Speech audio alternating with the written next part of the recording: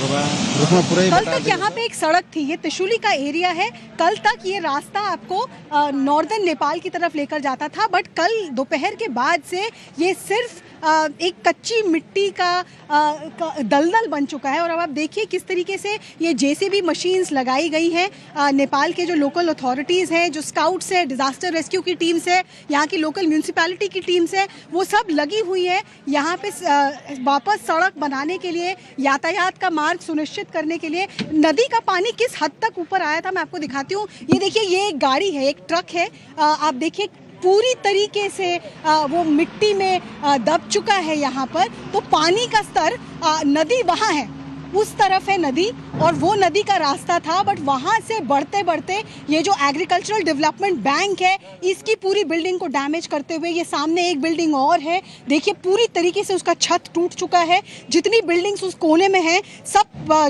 पूरी तरीके से दब चुके हैं। और यहाँ पे मैं कोशिश करती हूँ, लेकिन पूरी नदी जो अपने साथ उठाकर मलबा लाई है, ये मलबा अभी भी गीला है, तो इसके ऊपर चलकर भी आगे जाना अनस्टेबल है। बट आप देखिए नदी से यहाँ तक पानी जो है उसने डैमेज किया हुआ है। ये ट्रक की हालत आप देख सकते हैं। अब देखिए जेसीबी जो है वो किस तरीके से रिपेयर कर रही है सड़क को।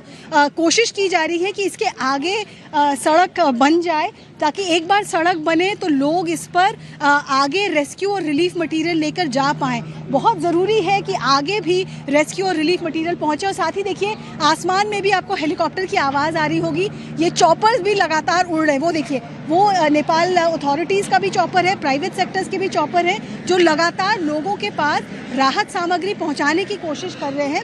आप एक मिनट आगे आइए, मैं आपको दिखाती हूँ। यहाँ पर नदी के दूसरे तरफ भी कुछ मकान हैं, लेकिन क्योंकि ब्रिजेस टूट गए हैं तो वहाँ तक पहुँच पाना मुश्किल हो रहा है। बहुत ज़रूरी है इसलिए कि ये यातायात के साधन रिस्टोर हो। और अगर हम यहाँ से जूम इन करें, आप देखिए वो दोनों मकानों के बीच में अगर हम जूम इन करते हैं तो वहाँ कभी सड़क हुआ करती थी 24 घंटे पहले भी। अब वहाँ पे ऐसे लग रहा है कि सिर्फ नदी के बहने का रास्ता बच गया है। तो ये त्रिशूली एरिया है नॉर्दर्न नेपाल का, इसके ऊपर डैमेज और भी ज़्यादा है।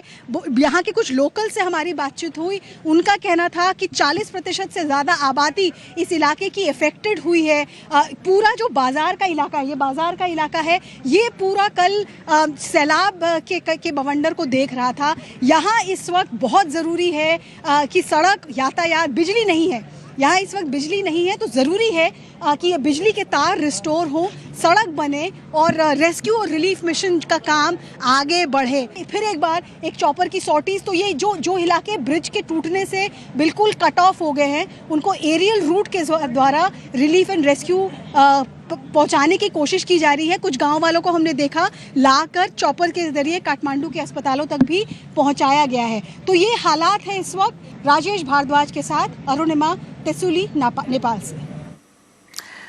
নোয়াকোটের গ্রাউন্ড জিরো থেকে সহকর্মী অরুণিমার প্রতিবেদন দেখলেন। আর এই নোয়াকোটে এই মুহূর্তে পৌঁছে গিয়েছেন নেপালের প্রধানমন্ত্রী। বিধ্বস্ত এলাকা পরিদর্শন করছেন তিনি। অর্পাবানে বিপর্যস্ত নেপালের প্রধানমন্ত্রী পৌঁছে গিয়েছেন। ওয়েলেন্দ্রী শাহ তিনি পৌঁছে গিয়েছেন নোয়াকোট জেলায় ব্যাপক ক্ষয়ক্ষতি, সেই ক্ষয়ক্ষতি পরিদর্শনে নেপালের প্রধানমন্ত্রী।